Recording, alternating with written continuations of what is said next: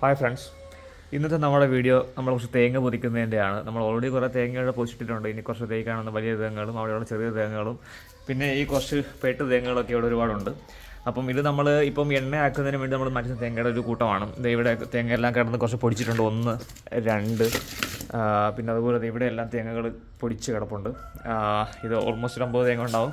അതിനുശേഷം നമ്മൾ ഇവിടെ ഒരു ബാക്കി ഒരു 10-60 തേങ്ങ നമ്മൾ പൊതിച്ചോടെ വെച്ചിട്ടുണ്ട്. ഇതെല്ലാം ഇനിയിപ്പം ഉടച്ച് നമ്മൾ വെയിലത്ത് വെക്കാനുള്ള ഒരു ഇതിലേക്ക് കൊണ്ടുപോകണം. ഇപ്പം നല്ല വെയിലായതുകൊണ്ട് ഇതെല്ലാം പെട്ടെന്ന് ഉണങ്ങി കിട്ടും. അതുകൊണ്ട് നമുക്ക് എണ്ണയും പെട്ടെന്ന് തന്നെ ആക്കി എടുക്കാൻ പറ്റും.